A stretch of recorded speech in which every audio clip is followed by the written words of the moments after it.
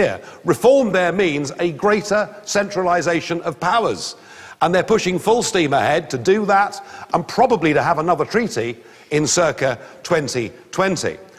The reforms that I think would convince people in Wales and across the UK that it was right to vote to remain a member would be if we got back control of our borders, namely if we were able to put in place an Australian-style point system, and if the UK Parliament got back a veto over any European law that it didn't like. If Cameron was able to negotiate those things, I think people would vote overwhelmingly to stay part of this union because they would see it as a cooperative club. But those things aren't even being discussed. They're not even on the agenda. In fact, the only thing that Dave, as he likes to be called, has asked for is a slight reduction on benefits that we pay to migrants. Can it be reformed? Well, Carwyn mentioned the European Parliament, the annual travelling circus that once a month goes from Brussels to Strasbourg and back again.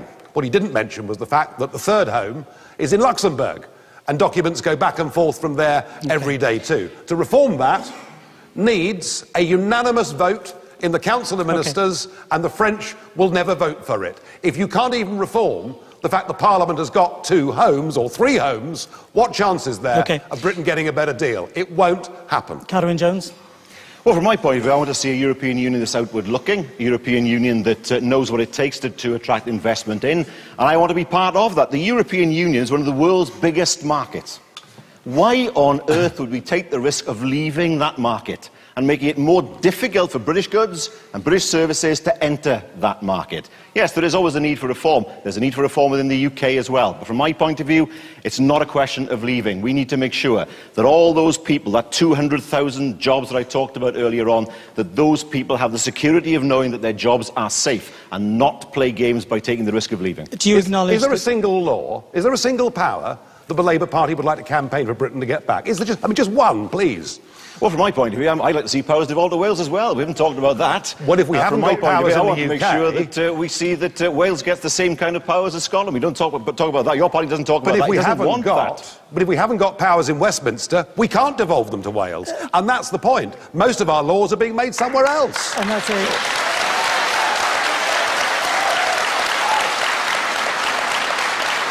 What percentage of our laws are made elsewhere? Catherine Jones. What percentage? Catherine Jones, before I let you ask him a direct question, answer his direct question about is there a single law that you would want repatriated in the jargon? You want more say for Wales with more devolution. Why not more say for the UK? I think a lot more can be done in terms, for example, of looking at the benefits that people have when they come to the UK. From my point of view, I don't think people should be able to claim benefits as soon as they arrive in the UK. That's a Tory position, isn't it? Let him answer. I think that needs Can we have a Labour policy? No, it isn't. It's Labour policy as well. If you look, yes, it is. If you look at your facts, Labour policy was that it would be 2 years before people could claim, and that is the reality of the situation. So I think that does need to be looked at. What I don't want to see is a scenario where we play games with people's jobs, play games with people's livelihoods, and cut ourselves off from one of the world's biggest markets. Now, I cut you off from asking Nigel Farage a question. Can you explain why you're asking him that question first? Because I think I know what's behind it. What question? You were asking about the percentage of laws made in Europe.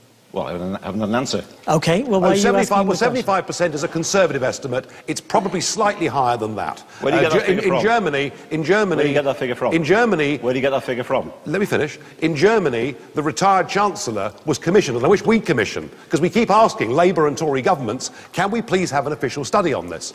But in Germany, they did commission the former Chancellor, and he looked at the amount of German federal law made between... Well, we're in the same European Union, and one law applies to everybody. Made in and European in Germany, Union. From 1998 to 2006... You're making it up as you go along, Nigel.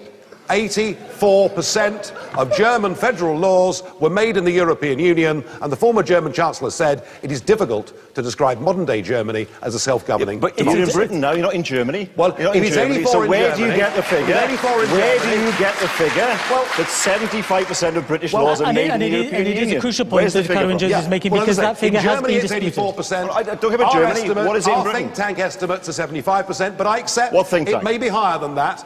After all, you're the First Minister of Wales, totally impotent when it comes to helping the steel factories. I'm not making 8 out of 9 of which are closed. What can you do? Well, let's talk about steel. Let's talk about steel. Yeah. You're a member of the European Parliament. What have you done to protect British steel? What meetings have you been to? Where have you spoken? You talked about fisheries earlier on. You're a member of the Fisheries Committee. Right? You're a member of the Fisheries Committee. There were 42 committee meetings. You went to 1. Is that speaking up for Britain? Do you know, just 2 weeks ago, and here we are in South Wales, where people from England and all over, and Welsh people too, spend a lot of money going to wonderful places like Swansea Harbour and all along your bays and headlands, spending their hard-earned money to catch bass. As of the 1st of January, a European regulation has banned anglers in Wales and the rest of the UK from taking home a single bass for the next 6 months. That piece of regulation, which will hurt jobs in South Wales very badly, was not debated in the British Parliament, was not debated here in the National Assembly, and was not debated or voted on in the European Parliament. The point, Carwyn, is we're in something that is fundamentally undemocratic. There is little elected politicians can do to change a dot or a comma. Okay. If you felt that strongly, why didn't you go to the 42 fisheries meetings that you could have gone to? You because just went to one. The reality is you don't stand up for Britain. Because all talk, no action. Because, as I've just explained to you, if I'd spent every living moment there, I wouldn't have even been allowed to debate or vote the issues that affect fisheries. The Parliament hasn't got that power. Remember, it's the unelected Commission that have the sole right of initiative in Europe to propose legislation, and that is a fact. All right, okay. You're paid to make Britain's case in the European Union. You could have made Britain's case on the Fisheries Committee you were a member of. You went there once on 42 occasions again. But if I can't vote on what affects us, what does it matter whether I go or not and sign in for a allowance? Thank you very much. Thank you very much on that scope for the moment. Nigel Farage. We've looked at this point particularly clearly. Let's stay with jobs. And you've mentioned a figure of jobs, Carwyn Jones. You, as a party, claim that jobs will be lost. Do you, jobs are lost as being part of the EU. Do you accept Carwyn Jones's point that jobs will be lost as a result of Britain leaving the EU? No, I think we can create more jobs. Particularly, as I said earlier, there are actually 5.2 million men and women who've got the guts in the UK to run their own small businesses. And my goodness me, it takes guts, given the sheer regulatory burden that they're on. The estimate is that a small business now spends 25% of its working week, the bosses, complying with European directives that have been transposed into British law. Which ones? Deregulate, Which ones? Take the pressure off their backs, and we'll see job... I mean, my last trip, Carwyn, to Wales a few weeks ago, I went down to Swansea to see a guy who'd taken a risk, remortgaged his house, set up a company called Celtic Vapes, where he makes, the liquids that go in e-cigarettes. Done brilliantly well, employing over a dozen men and women there in Swansea, now sees his business directly under threat because of a European directive that you can't vote on, I can't vote on, and frankly, if we free up small business, we'll create more jobs in the British economy. All right, thank because you. There is just one last point, if I may. Very quickly. Business is business. Governments don't do business. Consumers do business. We trade with the European Union at a massive deficit every year. Trade will continue with Europe totally unaffected, whether a member of the Union. We will come back to that point in just a moment, Nigel Farage. But Carwyn Jones, much as I'm enjoying the questions you're throwing, Nigel Farage, I'd like to hear some detailed answers from you on the number of jobs, where you get the figure of 200,000 jobs that are created by the EU, and will they be affected by Britain? They are the figures that represent the jobs of people who work in businesses that trade directly with the EU. Airbus, 6,000 jobs. What have Airbus said? We can stay in the EU. Tata Steel, thousands of jobs. Just a moment. Yes, they have. No, they haven't. 22nd of September 2014. Nigel, 22nd of September 2014, Robin Southwell, Airbus said exactly that. Check your facts. It may be Tata Steel, 27th of August 2015, said exactly the same thing. It may be January, but it's not pantomime season. These are major employers in Wales. Their view surely has to count for something, Nigel.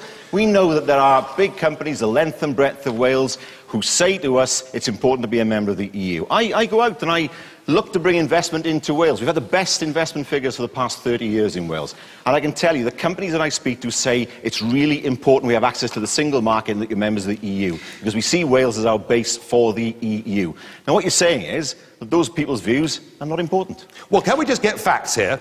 And you're quite right to talk about Airbus in Flintshire. It's very important. Not by the way just important, not just important for jobs in Flintshire, but actually rather important for Airbus. because they make the wings. If they didn't make the wings, there wouldn't be any aeroplanes. They are interdependent. And in the modern world, the global world, we are increasingly interdependent. And the chief executive of Airbus last summer said he has no intention of pulling manufacturing out of Britain if we voted to leave the European Union. And they are the facts. And stop trying to scare people. The big companies are sensible, whether it's Nissan, whether it's Airbus, the big companies are all saying the same thing. The banks, they're all saying the same thing. You know, whether Britain's a member of the European Union or not, they invest in this country because we've got a good workforce, and actually it's the right thing for them to do. They are interested in a market. They are interested in a market of 500 million people. If you look at Ford, Toyota, if you look at Airbus, if you look at Tata Steel, if you look at General Electric, these are all companies that are in Wales because it's a European base for them. Of course they are. That's why they come here in the first place. Access to that single market is that... Nigel, I speak to them. I speak to them. What do? You don't speak to anybody. You don't turn up in the European Parliament to put Britain's case. I'm sorry, but you're out of date. You're out of date. We did get some of these scare stories. Tata 3 weeks ago, I was out of date. We did get these scare stories. At the time of the euro, some of the big companies tried to bully Britain into going into the euro. They threatened to withdraw investment unless Britain joined the euro. We didn't join the euro. They didn't withdraw investment. They've now stopped that scare tactic. They're now all saying the same thing. They will stay in Britain. We will go on doing business with Europe, regardless whether we're a member of that union or not. And you've got to stop this scaremongering because it's simply not true. The CBI have said that each household in Britain benefits to the tune of £3,000 from our membership of the European Union. Are you saying the CBI are wrong? The CBI is a very interesting case. They've been wrong about everything since the gold standard in 1929. Interestingly. But this was, and it's worth remembering, this was the same CBI, the very same CBI, who told us we must join the euro, otherwise the city and manufacturing in Britain would be damaged. And actually what we saw by not joining the euro was foreign and direct investment into Britain go up, not down. Carwyn Jones,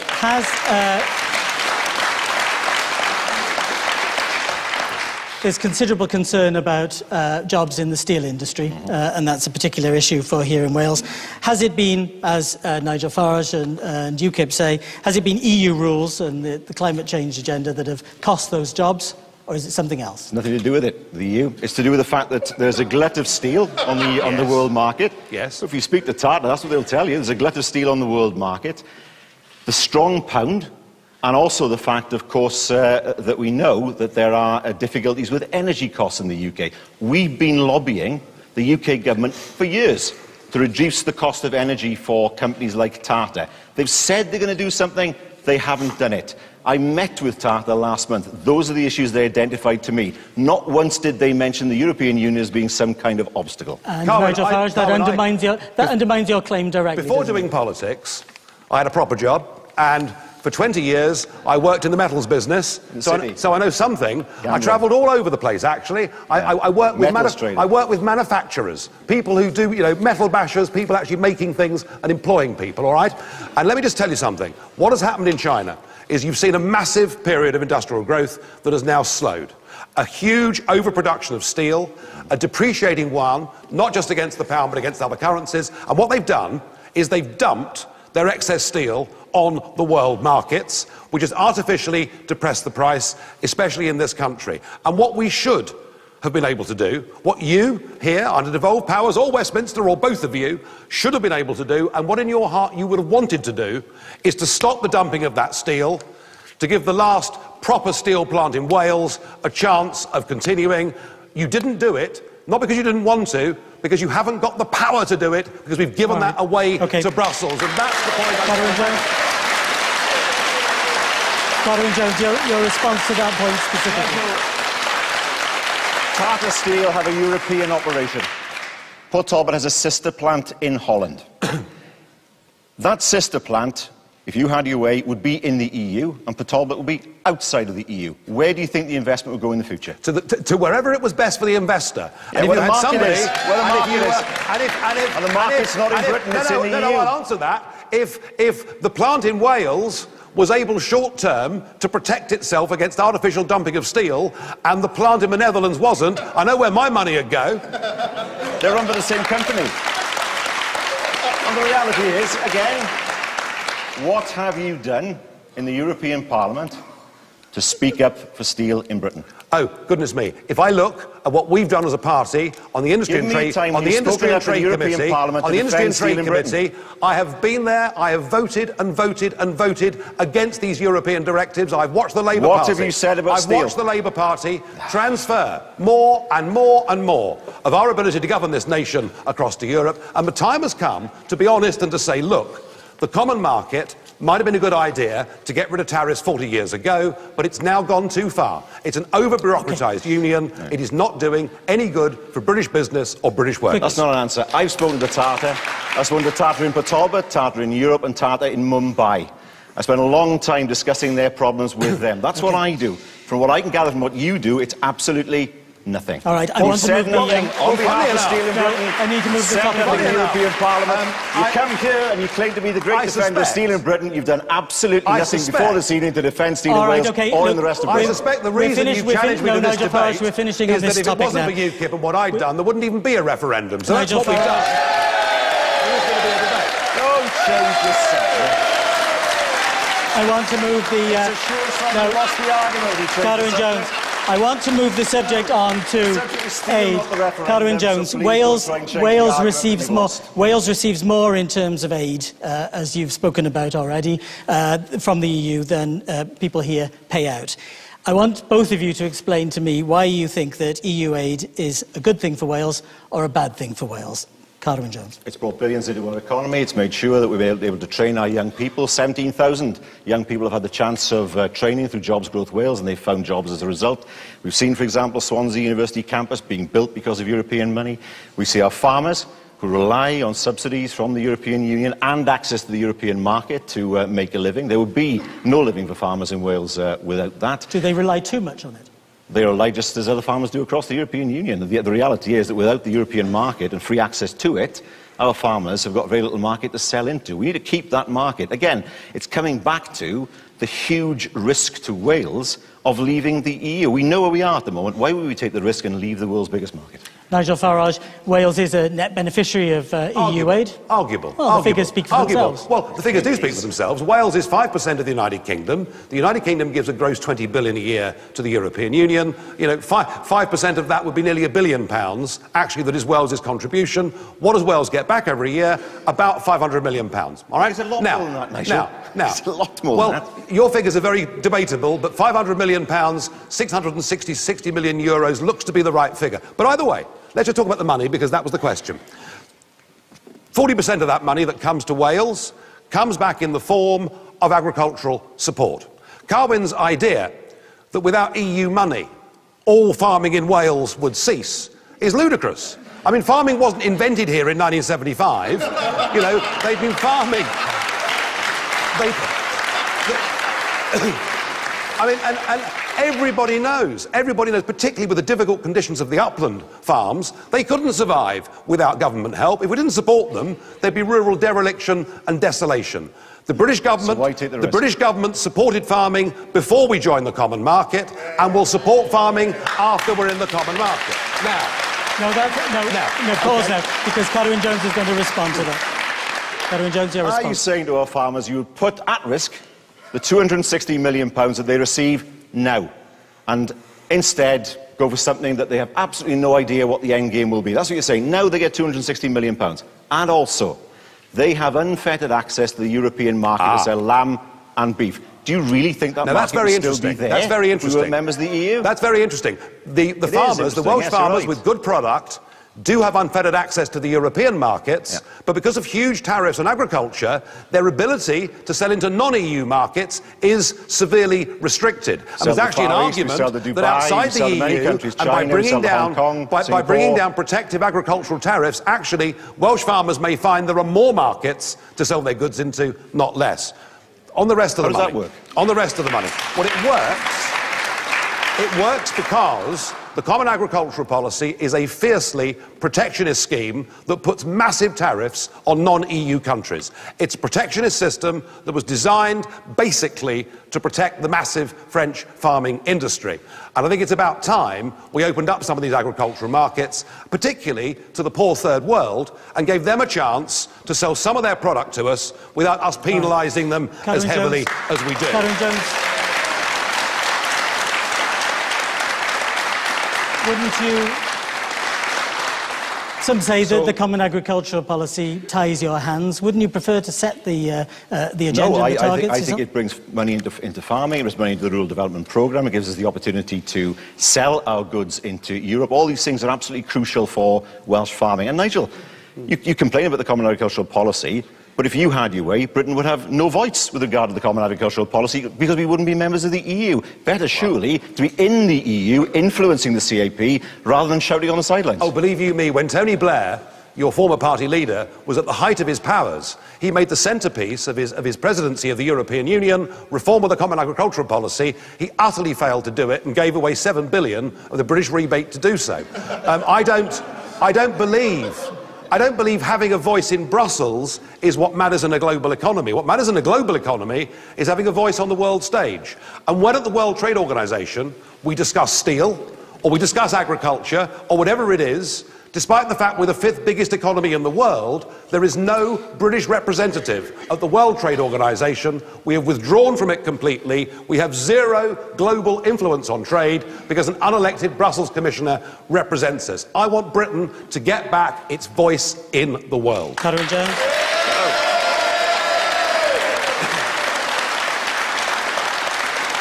Well, I have to say that if you had your way, we would have free trade agreements we'd have to negotiate with 50 countries, plus the EU. Well, isn't that can be done? Isn't it interesting that little Switzerland, much derided, Switzerland negotiates all her own trade deals. Switzerland has more global free trade agreements that she's done for herself than the European Union has managed to achieve. And the next worrying phase, Cohen, and I'm sure you're worried, is the next trade deal, as opposed to free trade agreement, that the European Union's working on, is this TTIP treaty with America that may well open up the National Health Service to foreign American health companies. So I'm not sure the EU trade policy actually will suit us, and I'm strongly opposed to it.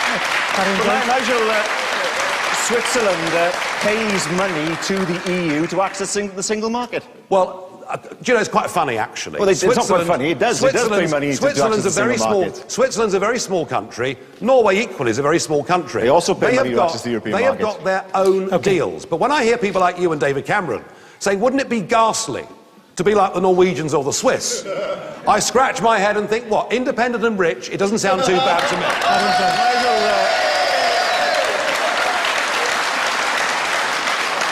Norway pays money to access the single market. So that financial argument is at the window as far as you're concerned. We wouldn't save any money.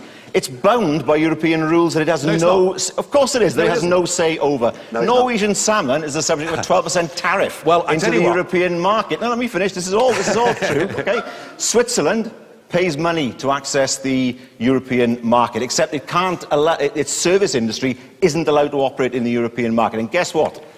Immigration levels from other EU countries is twice as high in Switzerland as it is in Britain, because they've chosen and far higher in Norway than it is in Britain. Because so they've chosen the EU, they've chosen that. Immigration. They've chosen that. The point is, I mean, you go and tell the Welsh fishermen that Norway's got a rotten deal when they've got an exclusive economic zone under 200 miles. The Norwegians can veto any piece of EU law that doesn't suit them. So recently they vetoed the Postal Services Directive. But the point is this: those of us that don't wish to remain members of this political union, we're not advocating a Swiss model. We're not advocating a Norwegian model. We're advocating a British model as their biggest trading partner in the world. What does that mean? And the point about this is, what does it mean? We want to have good relations, free trade, friendship and cooperation, and we know it's in the interests of French wine producers, of German car manufacturers, for that to be the case. All right, thank you very much. Exporters. All right, thank you very much. We export apart from what we produce. The rest of the EU only exports 10% back to us. We are far more dependent on the European market. The European market is enjoying that. I don't think we've had enough controversy yet. So we'll try to tackle immigration. Oh, right. And I want to ask very broad question, which I'm expecting some challenging answers on. Will remaining or leaving the EU make any difference to attempts to limit immigration? Catherine Jones. None whatsoever. What can I say, first of all, it's not racist to be worried about immigration. OK, let's get that out of the way first. It's a big issue. It deserves proper debate. There are people out there who are concerned for what it means for jobs and what it means in terms of their community. So let's make sure that we recognise that. But I don't see that Nigel's proposals would tackle immigration. UKIP's favourite country is Norway. What does immigration look like there? I've mentioned it. What does it look like in Switzerland? Douglas Carswell has said that Switzerland has the best immigration policy in the world. But EU migration is higher in Norway and higher still in Switzerland. In fact, if the UK adopted the Swiss model, there would be 390,000 extra EU migrants per year coming into the UK. So let's have a debate about immigration, but let's not pretend that the EU has anything to do with this. And ask yourself this. If we weren't members of the EU, why would France continue to pay for those who are in camps in Calais and elsewhere? They just let them through. Why on earth would they do that for us if we weren't members of the European Union? Would it be in our interest to turn our backs on our European partners? Or isn't it better to work together and find a European solution to what is a European challenge? Nigel Farage. I've heard some old baloney from the Labour Party on immigration over the last few years. Let's hear some from you. Such as let's hear some from you. Opening up the door to the whole of Eastern Europe would lead to an extra 13,000 people a year, when it led to a couple of 100,000 a year. But never have I heard anything so utterly and entirely fraudulent as what you've said this evening, that leaving the EU has got nothing to do with immigration into Britain. Can we just be clear? Every one of you that has got a United Kingdom passport, if you haven't looked at it recently, have a look at it. Because the first two words on it are European Union. And that passport effectively is shared by 485 million people. And every one of those people, across 28 countries, has absolutely untrammelled free rights to come to Britain, regardless whether they're bringing any benefits, regardless whether they're very good people that can be great for our communities, and every or bad British person people. has the same rights. And every British person has the same right. And do you know what? Do you know what? In the first 20 years of EEC membership, free movement amongst countries that had roughly similar wealth standards, similar health standards, similar education standards, was a non-issue. But as soon as we let in the former communist countries, you didn't need to be a rocket scientist to see what would happen. And I'm simply saying this. You keep telling me all these countries that you think I want to be like. I've said already, I don't want to be like Australia, I don't want to be like Switzerland or Norway, but to have an Australian-style point system where we can choose who comes to Britain from anywhere in the world. We can forbid people with criminal records. We can stop benefits. You won't know they have records We'll stop benefits for 5 years, warrant. and we'll take people that speak English and integrate into our communities. That surely is the best policy of the lot and the biggest benefit of leaving the European Union. Catherine Jones.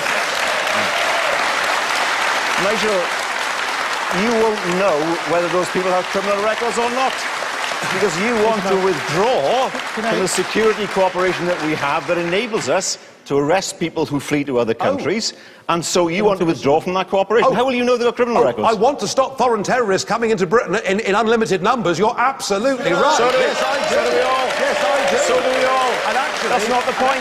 How will you know?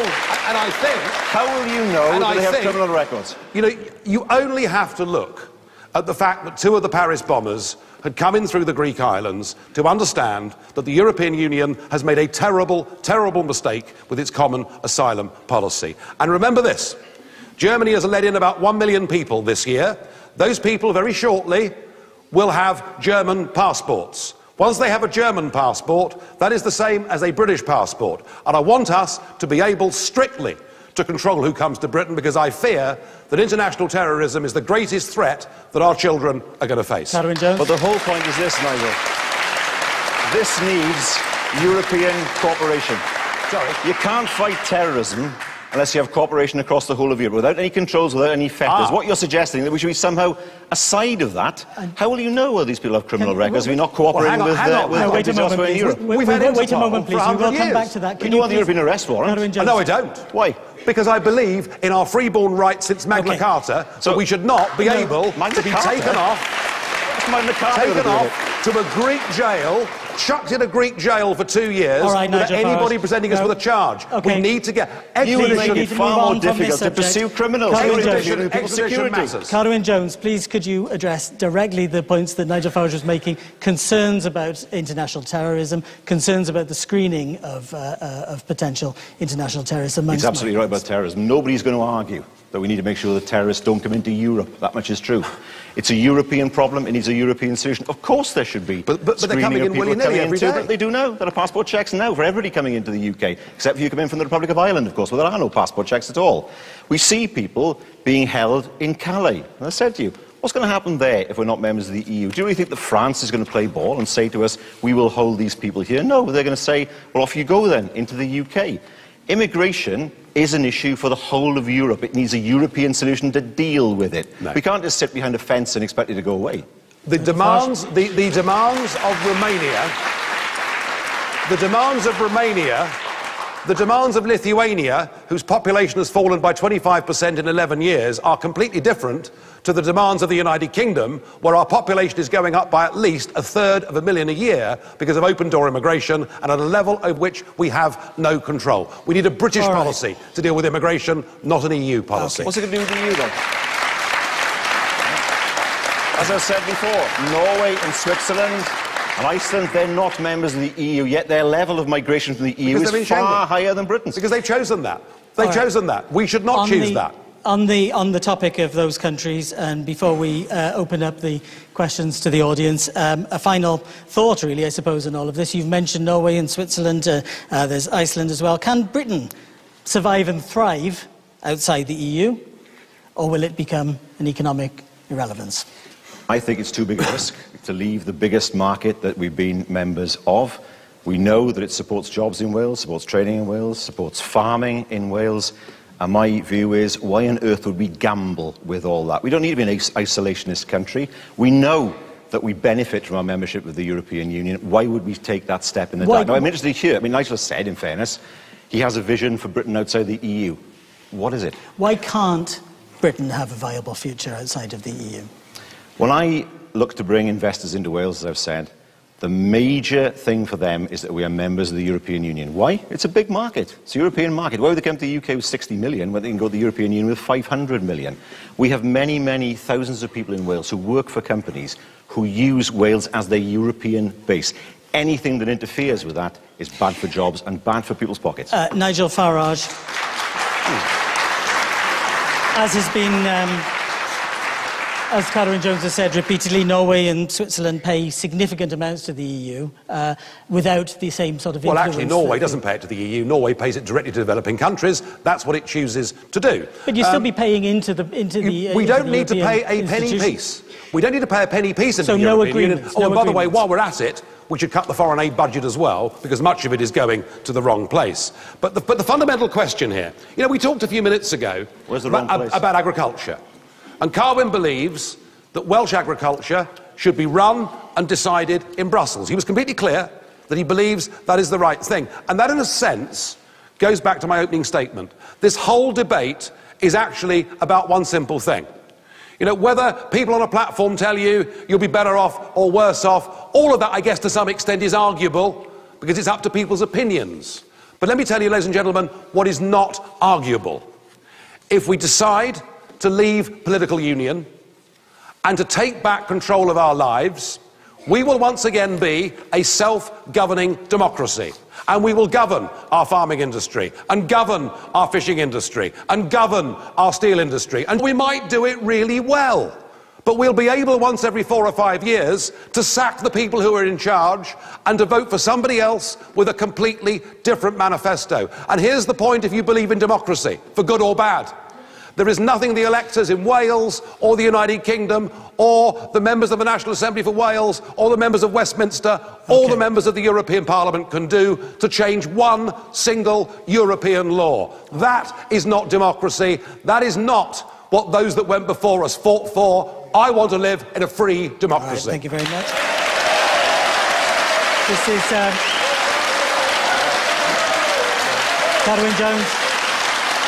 Cadwyn Jones, this is... There are plenty of people. Can I just say, this is not your final closing statement. Plenty of people across Europe who fought against the Nazis, who believe in the same thing, but are happy members of the European Union. The Poles who come here are the grandchildren, the people who stood with us on D-Day, those tank regiments, those pilots in the RAF. Those are the people. Those are the people who stood by us during the war, who you're now abusing. Yeah. Where is the gratitude from your point of view? And interestingly, Euroscepticism isn't just in this country. Euroscepticism is now sweeping the whole of Europe, as increasingly people in Poland agree with my analysis that Poland should govern itself. How many countries want to leave the EU? Okay. I think once Britain does, a lot of countries will. How many countries want to leave the EU? Thank you both. We're not going to take on another question from either of you now, because we've come to the end of that particular session. And yet, I think something tells me that we're going to have some more challenging and controversial questions, because we're opening it up to the audience. I should just say to the audience that there are microphones either side. If you show your hands if you're interested in asking a question, I'll point to you in my best Dimbleby fashion, and if you could just wait for the microphone to get to you.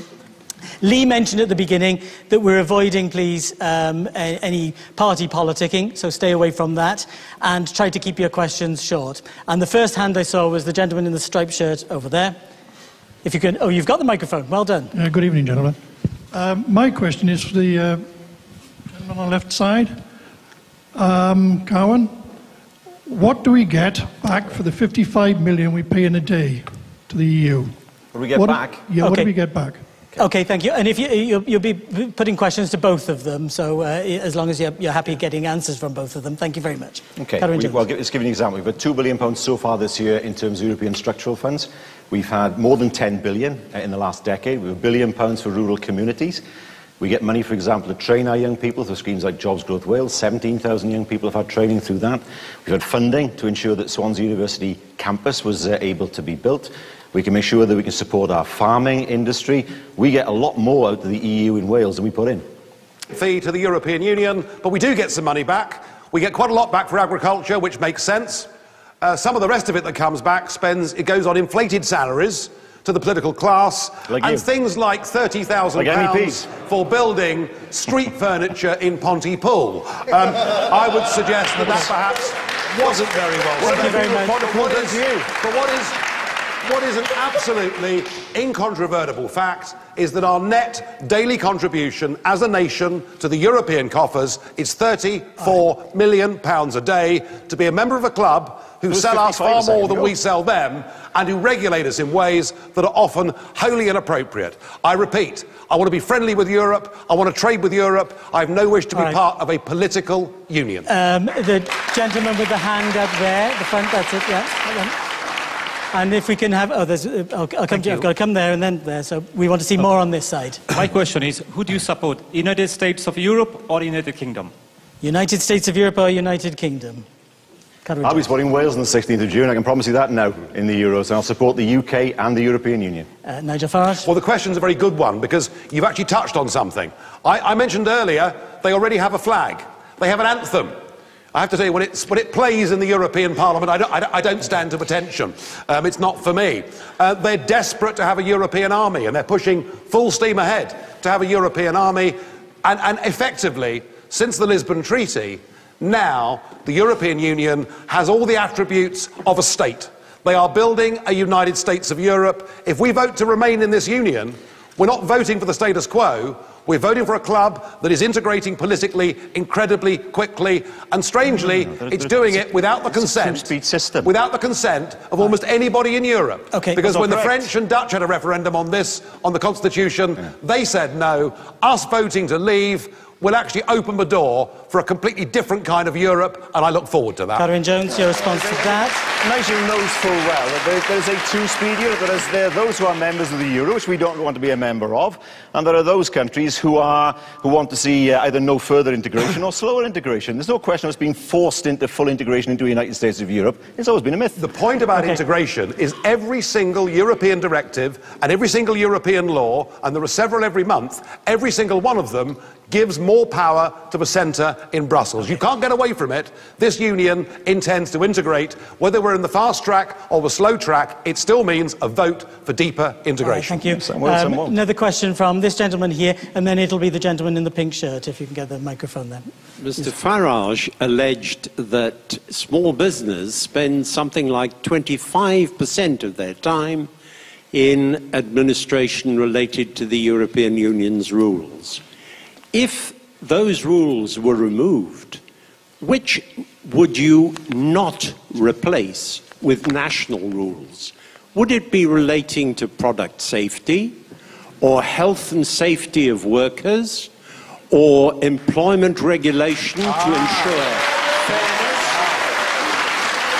Well, and you could not get to your 25% without the European Union's accounting rules. And just would you abolish accounting and payment of taxes? All right, okay. And just to remind you, before you start, just to remind you, the questions are going to both. So don't just direct them to one. When it comes to abolishing accounting, the European Union has done a fairly good job of that itself, hasn't it? By not having its accounts signed off for nearly 20 years. I think the point is this, that we need appropriate levels of regulation. And yes, on health and safety at work. And yes, on environmental law. And yes, small employers need more flexibility with employment law than big employers. How? The problem we've currently got... What rights would you take away? The problem we've currently got is that we give the same legislation to a company with 3 staff or 2 staff as we give to a company with 1,000 staff. And all the evidence is that if you look at those 5 million men and women who are the big risk takers of this country, if you lift the burden of regulation off their backs, they will create more jobs and more wealth. Catherine Jones, if you could respond... If you could respond directly to the question and to what Nigel Farage said, Nigel, and also can you bear in mind that the CBI survey that you quoted earlier on also found out that nearly half of all businesses thought of EU-wide employment rights, such as working hours, as a negative. So I don't think workers' rights are a negative. And Nigel, you create second-class employees then, would you? Those who work for big companies and those with fewer rights who work for smaller companies. I want more You would create a situation where it's easy to sack people. You create a situation where you don't get maternity leave, where people don't get any kind of workers' rights. I want people back into work, Carwyn, and here we are in South Wales, where unemployment is some of the highest in the country. And no, it's not. Unemployment in Wales is lower than London. Check your facts. If we take the burden off firms like that company in Swansea, they will employ more people. Give our entrepreneurs a chance. Only a lapsed Tory could say that workers' rights to maternity leave no one said that. were a burden on employers. Now we have the reality of the situation. What rights would you remove from workers in small businesses? I said that the audience would you remove? Come on, answer the question. I don't think there should be ridiculous European legislation what rights on would that you remove company from workers in Swansea lose their jobs. What is the point of that? Let's free small businesses up. I said cutting workers' rights. Getting a word in edgeways between these two and the audience is a major challenge. Gentleman in the pink shirt, and then it'll be the woman over here in the pink cardigan. But you first in the pink shirt. Is this on? I have personal experience of working in a factory where production has slowed down and several of us Welsh workers were laid off. We were told on a Friday not to come in on a Monday as there was not enough work. Yet migrant workers who had only been in our country for several months were retained. Where is the support for the British worker when this is allowed to happen to us? Okay, which company was this? You're not saying? I'm not allowed to say. All right, so we don't know what company it is. Well, there's more than one. I can name you several. Go on. And the fact that there are several companies that they'd ask you when you apply for a job, can you speak Polish? Hang on. If we're going to investigate this properly, we need to know who these people are. Who are the companies? Well, we could have a go, couldn't we? There's the... Wait a minute. Okay, a minute. At the end of the day, I don't believe that. Sorry, but I don't believe that. I don't believe that. The reality of the situation... All right, okay. But I can't tell you... The reality of the situation is we don't know whether that's correct or not. We don't know who the companies are at the end of the day. Is allowed me to tell you son applied for a job in Aldi's and was told, can you speak Polish? And because he couldn't, didn't get the job. That was in the construction. Well, all right, okay. I can say to you... Thank you for drawing attention to the issue, but I want to stick to the issue rather than the specifics. Carwyn Jones, please. When I go to Aldi in Bridgend, the staff there, they speak English. When I go to retail shops around Bridgend, they're local people, they work there. Right. And when I go to factories around Wales, it's right to say that lots of people who are Eastern Europeans work in the abattoirs, that much is true. But when I go to Tata, when I go to Toyota, when I go to Ford, the people who are working there are local people. Okay. And the jobs are there for local people. All right, okay, thank you very much for making your point. I want to get a point from the woman in the pink cardigan, and then it'll be the gentleman in the red jumper up there on the right, please. Thank you, Adrian. I'd like to go back to something which was said right at the beginning by Mr. Farage. He wanted to reassert our independence as a nation state, and I quote, "I'm sure I can't be the only person in the room who thinks of themselves as both Welsh and European." And do you have a question to add to that, or were you just making the point? We are in Wales. All right, okay. And so my question to both our speakers is, do you think of yourself as a European? Nigel Farage. Do I pay allegiance to that flag? Do I stand and sing that anthem? Do I call Mr. Juncker Sir every Monday morning when I see him? The answer is no to all three. However, when I say that, I don't think of myself as a European in the context of a political union, but do I think of myself as a European culturally?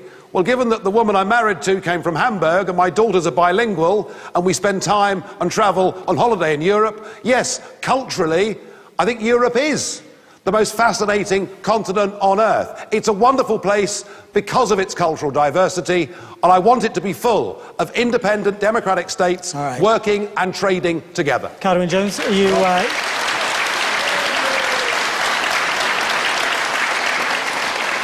European, British or Welsh? First Minister of Wales, I'm primarily a Welshman, but I'm also British, and I'm also European. Why should I have to choose between those identities? As somebody who is a proud Welshman, I know that my country has a strong national identity. It doesn't need to be a nation state to express that identity. We've had a strong national identity for many, many centuries. Proud Welshman, proudly British, proudly European. Gentleman in the red sweater, please. And then it'll be I can see a tattooed arm. It'll be you next. Thinking about the rest of the UK, including Scotland, do you think that leaving the EU might threaten the unity of the UK? Carwyn Jones. Yes, I do.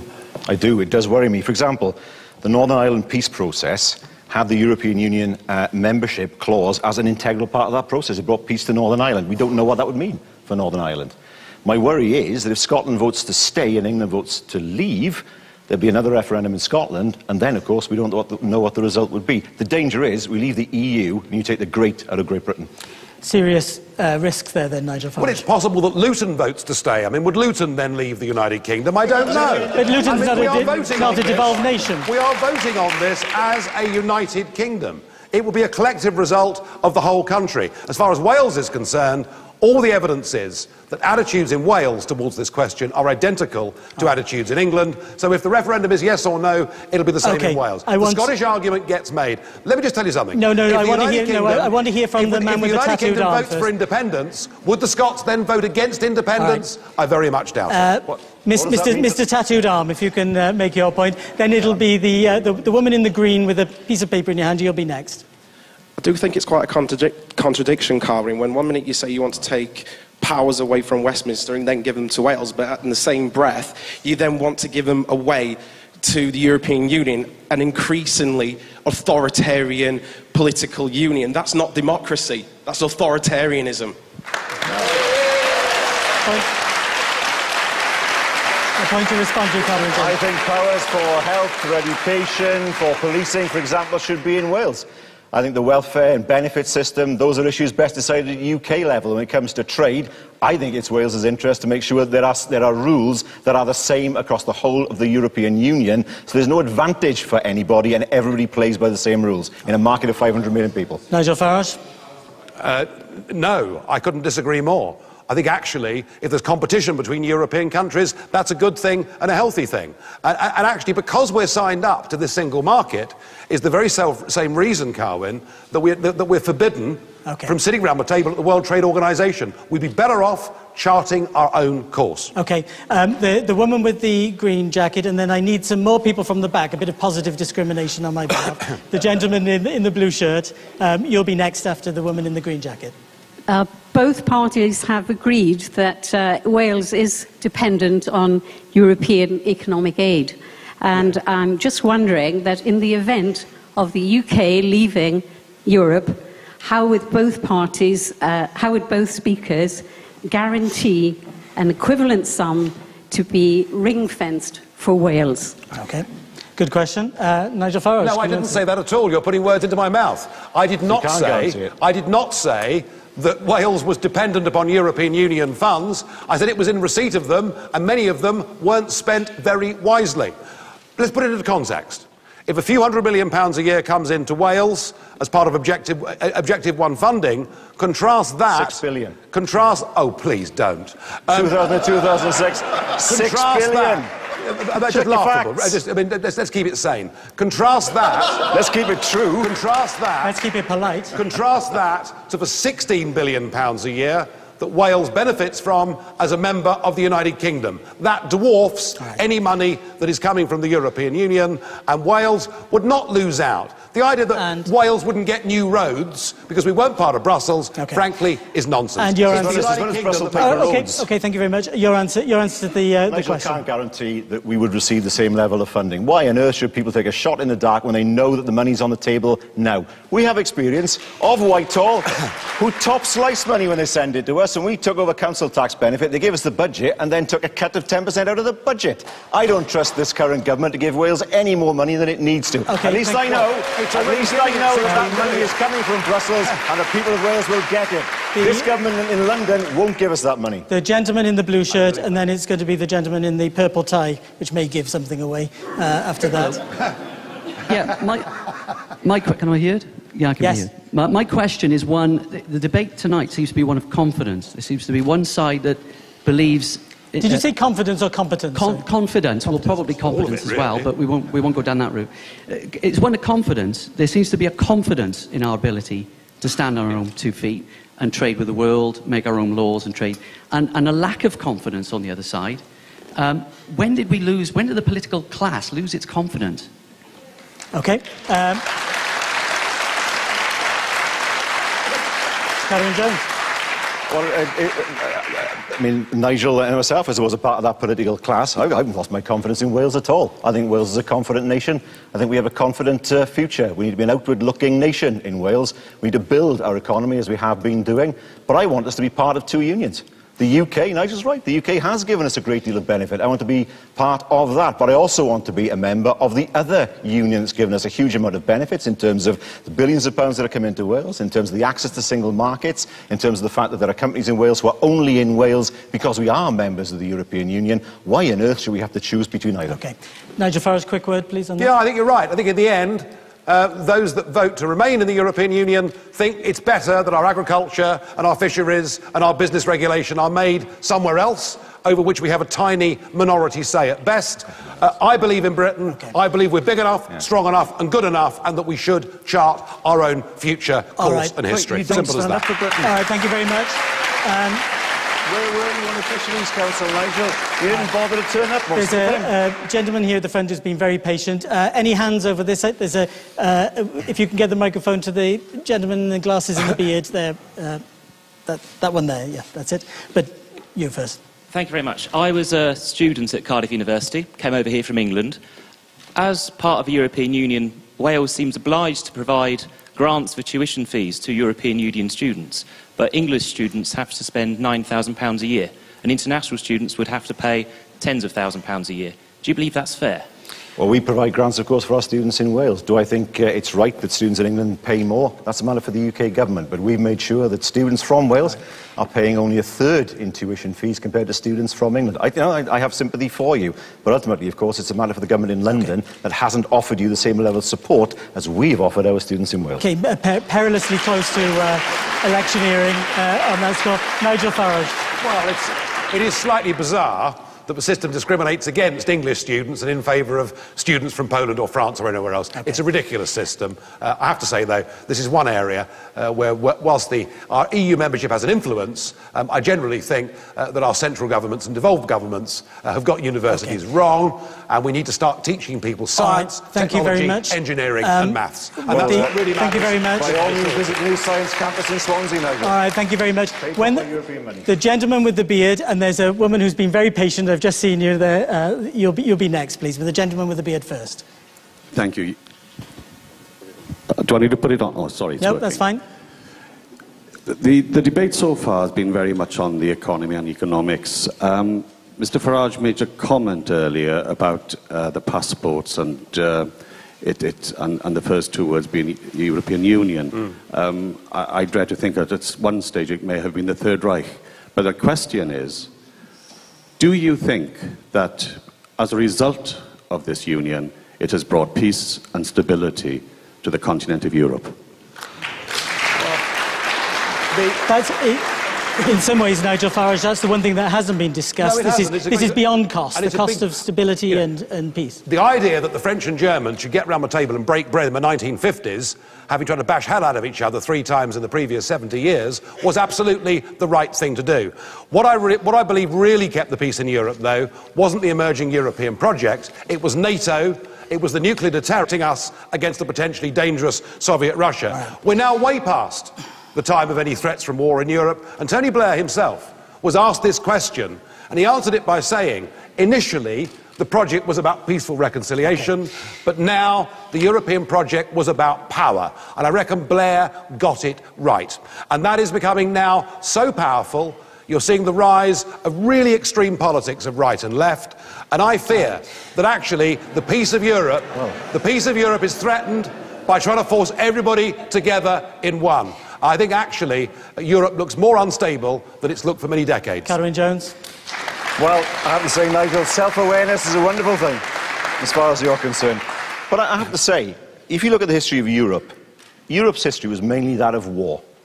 Europe's been at peace, in the main, apart from eastern parts of Europe, for many, many years. That's because people have got together and they've said, it's in our interest to work together. It's in our interest to have a market that we can sell in. It's in our interest to have common rules. It's in our interest to work together in order to combat the threat of terrorism. And I saw, in one part of the UK, in Northern Ireland, the influence that membership of the European Union had in bringing peace to that part of the UK. And it's still an unanswered question as to what it means if we leave the EU, what it means for the border between Northern Ireland and the Republic. Okay. All right, I'm afraid I'm going to annoy an awful lot of people because we've only got room for one more question. And the very patient woman who's now got the microphone, so I probably can't stop you asking it anyway. As a nation, Britain... Try that again, because I don't think the microphone was on straight away. It's on, you just need to speak now. As a nation, Britain has ruled themselves for thousands of years, reasonably successfully, prior to becoming a member of the European Union. Why would anybody here not think that we can still do that? All right.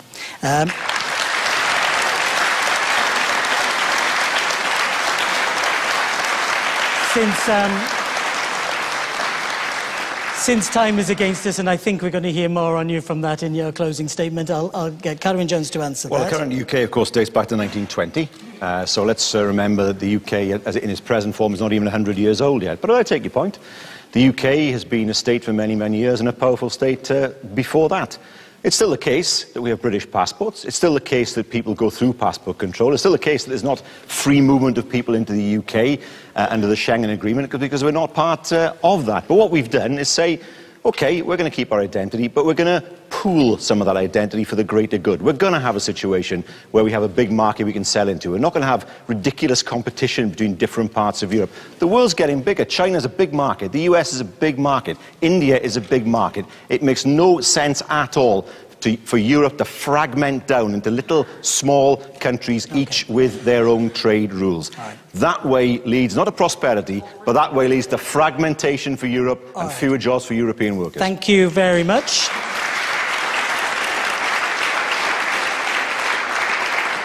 Unbelievably, that concludes most of the business for tonight. I don't know about you, but I've aged about 10 years over the course of the last hour. We're very nearly at the end. Time for the closing statements from both of our speakers and our final words this evening, though I think it's fairly clear, not for the referendum campaign, however long that's going to be. Try to speak for no more than 2 minutes, please, this time, and we begin with you, Nigel Farage. Well, thank you very much for manly way you chaired this debate. And Carwyn, thank you for engaging. Frankly, what I've heard tonight from Carwyn was exactly what I heard 15 years ago from our political class who were then advocating we join the euro. They're out-of-date, tired arguments. We don't need to be in political union to buy and sell goods and services from each other. And we certainly don't need to be bribed with our own money into some form of political dependency, where Carwyn seems to think that Wales couldn't possibly survive and couldn't possibly exist. I disagree with his contention. He believes that in trade and agriculture and fisheries and much else, this country is better governed from the institutions of Brussels. I believe not only would we be better making our own laws in our own countries, but I know that in a genuine democracy, you're able, through the ballot box, to get rid of bad law. You cannot do that as a member of this European Union. And I say to you, stand up, British people. Let's take back our birthright. Let's regain our democracy.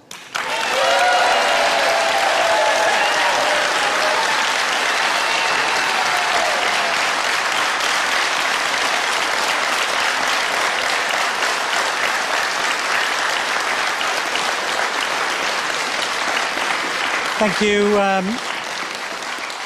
you, Nigel Farage. I don't know about manfully, broken manfully, maybe, at the end of this. Now, Carwyn Jones, your closing statement, please. Well, could I, in the spirit of the debate, thank Nigel for coming to our nation tonight. It's been a very good debate. It's been well attended, as we can see, and I'm sure many people have been listening all around Wales. And tonight's debate has been about Europe, but it's about much more than that. Because it's about the money in people's pockets, the £3,000 per household, to be precise, right across Wales. It's about opportunities for young people. It's about attracting and keeping jobs in Wales. And it's about our role in the world. We've heard a lot about immigration tonight. Of course, there's got to be a limit on immigration, but there's simply no point trying to put an arbitrary number on it. That's what the Tories have done, and look at the mess that they've created. What they're doing now is ensuring that students, highly skilled people and NHS workers can't come to the UK as a result of their policy. It's madness. It comes from a simplistic promise. On jobs, as I've said, there are 200,000 people who depend on our membership of the EU up and down Wales. From Airbus, you've heard what they've said, and Toyota in the north, to Ford and Tata Steel, you've heard what they've said in the south. I am not prepared to put that at risk, but Nigel will. Because he's gambling on a future where we'd have to negotiate free trade agreements with 50 countries and the EU itself. A future where the UK would still have to pay to sell in the European market, still have to follow EU rules, but have no say on how those rules are made. The worst possible scenario. What would Britain look like outside the EU? I don't think Nigel offered many answers. We can't even be sure the UK itself would stay together if we were outside of the European Union. I don't want Wales and Britain to surrender our place in the world. We are an important country playing an important role in Europe. We want to be on the pitch, not in the crowd shouting. A strong, confident country, shaping the future of Europe in an uncertain world. And I'll tell you something, that's the future, and that's the Wales that I believe in.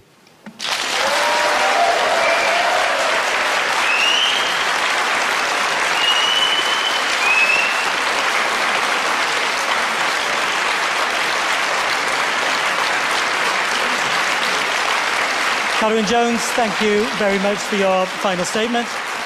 Nigel Farage, thank you very much for yours. Thank you to the audience, and apologies to anybody whose questions didn't get in during the course of that.